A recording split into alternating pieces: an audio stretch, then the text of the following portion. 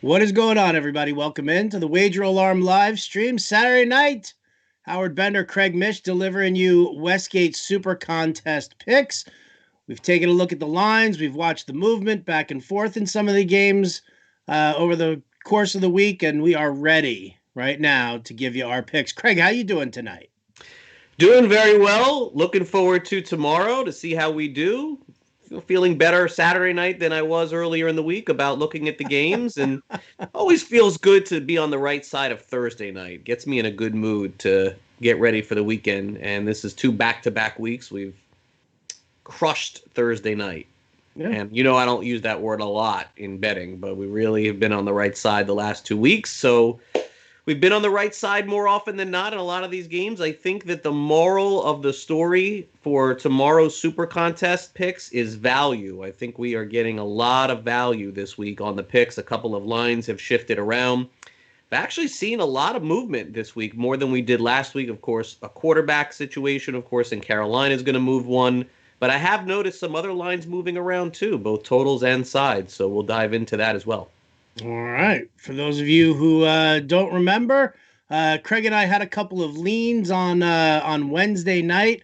Then we were on Sports Grid on Friday and kept leaning in that same direction with some of Yep. these games. So let's just start right off here right now. First pick that we're doing, we run down the card here, and we're taking the Falcons. We're Yep. getting 4.5 points. This line is now, I think it's at 3.5 now that the Yep. Falcons are getting. So Yep. coming off a bye week, getting some nice value here. We still don't have any clarity as to whether or not it's going to be Jameis Winston or Taysom Hill under center for the Saints. I don't really think that's confusion enough to hurt the Falcons here. I love the fact that we're getting that extra point in value. Yeah, very interesting that this line has gone down. It's like based on the unknown, I guess, of what Taysom Hill, I think, is going to be at quarterback. I don't think that you would have some of the top reporters in the NFL reporting that he's going to play and then not. I mean, maybe it could be a complete smokescreen. I guess we'll find out tomorrow. But as we talked about on Wednesday before we officially knew, this is not surprising to me because of just how often Breeze was taken out of the game for Hill. They could have put Winston in, right? I mean, Mm-hmm. Winston could have came in for Breeze, but it was always Hill there. Well, And Peyton's got that whole gimmicky, thinks he's smarter than the he average bear does, kind of he a does. That's thing. true, but he could start Winston and put Hill in and have them split snaps. But that Sure. that to me was more of the indicator is that if he's got his shot now to use Hill in a big way. And I look, I don't know what he's going to end up being, but these two teams have played close a lot. When the Saints have been really good, the Falcons have gotten them. When the Falcons have been really good, the Saints have gotten them. The Saints don't have any home field advantage essentially with no fans there. Saints have been a great dog, and the Saints tend to be a really good big favorite when they're 7 or 8 or 9 or 10. But it's these middle lines that are concerning. It almost tells you that there's not enough confidence to take them. So Falcons are coming off a bye as well. To me, I'm a little unclear on the Falcons' running game. That is a little bit concerning because, again, at the half, if the Falcons are down and they're down big, I would be worried about that. But I think the Saints are just trying to escape with a win here. I think it would be ugly more than anything else. The total went from 52 to 49, a 3-point swing. And so you're right. We get some value here as well. Will the line be 3 is the big question going into kickoff on Sunday. I don't think so. I think that 3.5 may be the lowest that you can get. We'll have to see tomorrow morning. But our first pick will be the Falcons. We'll take them on the road coming off the bye and getting a point more than in the Super Contest than you would tomorrow. And that's part of what we do here. We try and find where the value is. All right. Well, we've got tremendous value with our next pick, actually. We're taking the Lions. Now, in the Super Contest, the Lions are getting 2.5 points. That line is flipped since the announcement that Matthew Stafford would be playing. Right now, the Lions are laying 2 points in reality. So, I Yeah. mean, that's a 4.5 point swing right off the bat for us that we're getting in our favor. I mean, you had to jump on that one. It'll probably be one of the top picked games I think it will be. Yeah. for the week because of that flip. But Yeah. I mean, that's a huge value. Yeah, I think it will be. I don't know if it'll be the top pick, but it'll be in the top 5. The Super Contest always releases the consensus. I think it'll be there. 9 o'clock on the East Coast. That's the first thing I check, Howard, when they release that. Every night I set my alarm and I'm like refreshing to see. And this year, the top 5 Super Contest consensus picks have actually been okay. I think they're a little bit above 500. But what's interesting to me about this game is if I told you 3 weeks ago, let's use 3 weeks ago, that the Lions would play the Panthers and Bridgewater and McCaffrey would both be out for Carolina, you probably would have made the line bigger, I think. I think you would have made Detroit a bigger favorite. So I even like the value here, honestly, of Detroit -2. I think Detroit's going to win this game. And look, without Galladay, it has not been pretty. Swift is not going to play either. But look, Swift's only really been featured in one game all year, and you can make the case he cost them the first game of the season too. And I love DeAndre Swift. I think next year he's going to be a superstar. But I think in this case, what the Panthers are telling you at 3-7, it's not that they're tanking, but it's like, would it be the worst thing in the world if they got off to a 3-4 start and then finished 4-12 and got themselves a top 3 pick?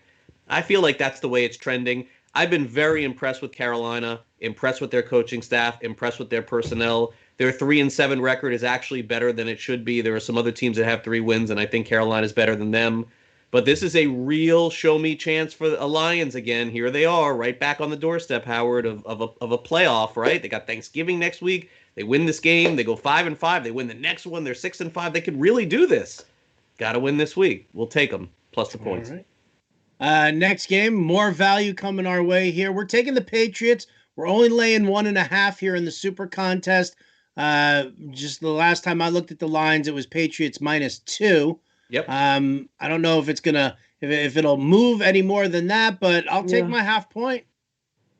Yeah, I think that this line is fair. I think this is probably where it needs to be. You can't make Houston a favorite or everybody would take New England. But the bottom line is that the way that the Patriots play, and this is sort of my handicapping hat on here, the way that the Patriots play, I believe they're going to be in the game in the fourth quarter. They have been in almost every game this year because they don't play well enough to blow anyone out, but they don't play poor enough to get blown out.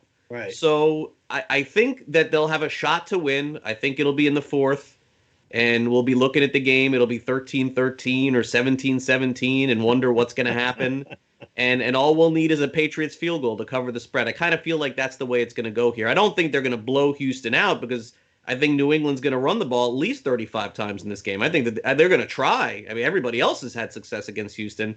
And as far as the Texans are concerned, I think you have to be a little worried about Houston's offense. I know they played in bad weather, but even over the last couple of weeks, they haven't looked right. And there's no motivation here at all for Houston. I think initially they got that little kick when Romeo Crennel came in. But they're 2-7, man. Like, this is one of the worst teams in the NFL. I think New England still feels like they have a shot. They won last week against Baltimore. They beat the Jets the previous week. They should have beaten Buffalo the week before that. Cam Newton fumbled on the 10. So I think the Patriots are an 8-8 team on the season. How do they get to 8-8? They're 4-5 right now. They got to win 4 more games. And this is one of them. We'll take the Patriots. Love it. Love it. All right. First 3 picks in the books right there. Moving on over to Colts. Yeah, here we go. We're taking the Colts. Colts, yeah. We're laying the 1.5 here. Now, this is the way the line looks right now. But again, you said it to me. I've said it to people. If you matched it up and you just said, the Packers are getting 1.5 here against Indianapolis, everybody's taking the Packers. Like, why wouldn't you? Yeah. Aaron Rodgers, Aaron Jones, Devontae Adams.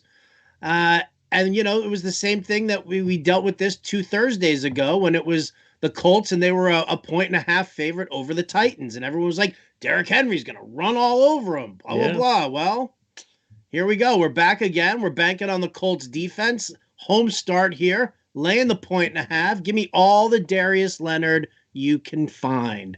I'm happy with this pick. Yeah, this is one where the line, I think, tells the story here. I think Green Bay will be a very public pick.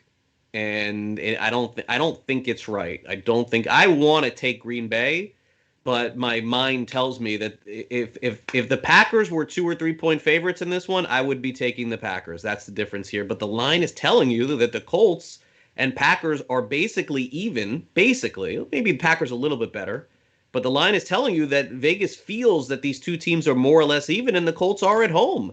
And I think that the reason why also you would take Indianapolis here is because the last time the Packers went up against a very high-quality defense in Green Bay, they got smashed. And I don't think the Colts aren't smashing anybody, but they do score points off defense and special teams. And to me, as we've talked about before, I don't think that that's a skill. I think a ball bounces, a guy catches a ball and runs. But they do play really good special teams. They return kicks, they block kicks too. So I would expect a close game here. I definitely do think that the Packers can win. It is the Super Contest. We got to pick 5 games here. Not all of them are going to be perfect. This is one that I could see coming right down to the end. And if that's the case, again, give me the home team with Indianapolis at home. I feel like their kicking game is solid now. So I don't, that was a big issue last year with having Vinatieri miss all those field goals. But I think that's been solved, and it doesn't seem to matter. I mean, think about this for a minute. Just top to bottom, the Packers have the better quarterback. The Packers have the better running back. The Packers have the better wide receiver. So why isn't Green Bay favored? And I don't get it. Why aren't they favored? Their top personnel, the most important personnel to win an NFL game, on the offensive side is on the side of the Packers. Now, the best player on defense, of course, is with the Colts. But overall, how much better is the Colts defense than the Packers? I don't know. Maybe a lot. A lot. You think it's a lot? Okay. Dude, you can run on the Packers all day long. Yeah, that's true. They're last in the NFL in rush. And that's really where I think the Colts are going to have their bread and butter here. They have Hines, Wilkins, and Jonathan Taylor, and none of the 3 on their own are doing anything dazzling. But when you've got 3 guys like that, 2 of them are between the tackles type guys. Hines is the pass catcher. You're going to wear down that defense. And if this defense can't stop the run, then the Colts are going to end up slowing down the pace of this game tremendously. We've seen Frank Reich do that before. He'll run the ball all day long against them if it means, keeping Aaron Rodgers off the field, and he'll take his points. He'll try and get away, like you said with the Saints. The Saints are just looking to escape with a win. I think that's all the Colts are looking to do here. And I think that, that they're going to get it. Yeah, and they haven't played each other since 2016, so there's really not a lot of data or evidence to support, really anything trend-wise here. It's just about believing in one game, and in one game, the Colts certainly can win. We just obviously don't want the Colts going down in this game, and then that would don't even put that energy out there. Why would you even say that? Next. You know what? And the worst part is that's the only afternoon game that we took. Is that it? That is the only afternoon. We talked about this on Wednesday night. How we end up. We still have one more. We have one more game, and that's the Ravens over the Titans. Right. We're taking the Ravens. We're laying the 6.5. That is, the line went down to 5.5. It's back up to 6.5 right now. Dude, the Titans are having so many problems right now. Vaccaro, their safety, he's out. Jadeveon Clowney, he's out. They've lost Roger Saffold on the offensive line. They've lost Taylor Lewan on the offensive line. There are so many things working against the Titans right now. And listen, I've been calling for a Baltimore Ravens big bounce back game offensively here. I think the Ravens absolutely smash the Titans. I think they sell out a little to stuff the run. I don't think they really worry too much when they've got a top-notch secondary as is. So that's a morning game or an after a 1:00 game. Right. And that's where we shine the most. Like every time we do our picks, it's true. We're like, we go into the 4:00 games. We're like 3-0. We're like texting each other. We're like 3-0. We're feeling great. This is going to be amazing. 3-2. Right. So here we go. We've taken 4 1:00 games. Right. And you're trying to put some bad juju on our one afternoon game. No, I'm not trying to do that. The Titans defense, let me tell you something. The most interesting move for this line this week is the total. This moved more than any total in the NFL. Why did this go from 47 to 50.5? Because the Ravens are gonna smash. It's a lot, very high total for two teams that usually run the ball. So, look, the line is 5.5 now. I don't think that really makes much of a difference. Probably go back up to 6. But look, Tennessee came out of the COVID stuff. They played great that first game. They haven't looked the same since. And Tannehill stepped back a little bit. So we'll need the Ravens. And the other thing that I like when I take the Ravens always, and the line, look, when you're taking the Ravens minus 10, it doesn't matter, or 9 or 8. But the one thing that I always like about taking Baltimore minus less than a touchdown is that the guy never misses a field goal, Tucker. Exactly. Yeah, so I always feel like if it's less than a touchdown or the number is 6.5, 6. I feel like in that spot, that's not something I'm going to be here on next Wednesday saying, oh, the guy missed an extra point or the guy missed a field goal. Like, it never happens with that guy. And conversely, Tennessee's had all kinds of problems. So special teams is a big, I think, add in favor of Baltimore. Look, I've thought for a couple of weeks that Lamar Jackson was going to be unleashed at some point. Maybe it'll be this week. I'm hopeful it will. I don't think that he can go from what he was last year to being this bad all season long. So maybe this is the big breakout game. But we'll take Baltimore minus, what is the line? 6.5? Minus 6.5. Yep. Minus 6.5. Less than a touchdown. So yeah. There you go. So summing it up, Falcons plus 4.5, Lions plus 2.5. Great value on both those picks. We're laying 1.5 with the Patriots. We're laying 1.5 with the Colts. And then we're taking the Ravens and we're laying 6.5. Now, it's the first time I think all year that we've gone 3 favorites and 2 dogs. That's true. Yeah. Yeah, and I think it's the morning, it's the daytime magic, the 1 p.m. magic Hopefully for us, so. Greg. A couple of lines just to talk about that have moved. We talked about earlier in the week, maybe taking Cleveland, and in the contest they're 3.5, but now they're 2.5. I would crazy to think that Myles Garrett would cause a full point move, but I don't know what else to say about this one. I guess there's some backing on Philadelphia for whatever reason. I'm not backing really on sure. Philly. There's a lot of talk of Miles Sanders having a big breakout game. Not having Myles Garrett is a big deal because you run some outside zone runs over on his side of the field. You throw some screens over on that side of the field. It really kind of jams up Cleveland a little bit in that. Is he a defensive player of the year candidate? Very much, yeah, absolutely. Yeah, okay. Absolutely. Well, look, that makes sense then. I don't know about a full point, but maybe a half a point. Steelers have been 10. There's also rain. You're also dealing with rain there as well, so I'm sure Right. that has an effect as well. Steelers have been 10 all week against Jacksonville, so that's basically stayed the same. Washington's been 1.5 over Cincinnati, which to me is still the line right now. Miami's been 3.5 at Denver, no difference there. The Jets are now plus 9.5 against the Chargers. I believe 8.5 was the line, if I'm not mistaken. Earlier, we actually considered taking the Jets. Vikings have been a solid 7 all week against Dallas. And the Chiefs actually went up to 8 because I believe the Raiders have some COVID issues or injury issues or something like that. Maybe that's the reason why. I was tempted to take the Raiders here, but I'm not messing with the COVID games. Like, I just feel like better to leave those games alone. I think that's the smart play as well. You also, Andy Reid, avenging that loss to the Raiders earlier. Mahomes just wants to sling the rock and really do some damage. And with the defense all banged up with COVID, I'm glad that we stayed away from it. And then finally, Monday night, Rams-Bucks. We've just been burned by Monday night too often, but I would say I would lean Buccaneers. I feel like the Bucks have struggled against one team this season, and it's been New Orleans, and that's basically it. I know they're 7-3, and you can't eliminate those losses, but take a look at the scoring for Tampa Bay versus the NFL, except New Orleans. It is like staggering what they've been able to accomplish this year. So New Orleans has their number. I keep saying it, so we'll remember when we do our picks in December or January for the playoffs, because Tampa Bay's probably going to roll through this thing, and then they're going to get the Saints. And they're going to be 5-point favorites. And everyone, the Bucs are going to the Super Bowl. And then we're going to have to remember that New Orleans took care of them at the time. Again, we'll have to see if Breeze is there. But Rams have been probably one of the best teams in football over the last month, too. It takes nothing away from them. But it's Monday night, Brady. This line's only 4. I feel like I would probably take the favorite there. Bucks love to blitz. Andrew Whitworth is out for the Rams right now. That's a huge deal. With the Bucks blitzing so heavily there, Jared Goff does not deal well under pressure. So that's kind of where I'm at with that. Yeah, it's a good spot. If I was online, I'd probably buy a point. I think I'd go 3 if I had that.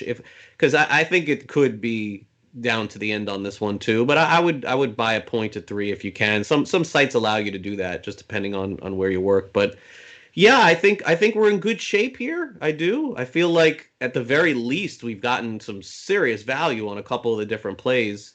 So I wouldn't say that the Lions is a free win at all. I don't feel that way about any game in the NFL.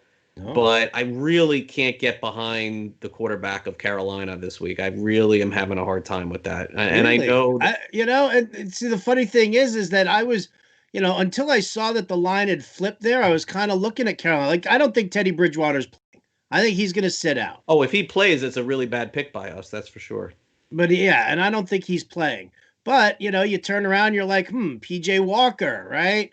Where did he play his college ball? Temple, under Matt Rule. Who was his go-to wide receiver when he was a quarterback at Temple? Robbie Anderson.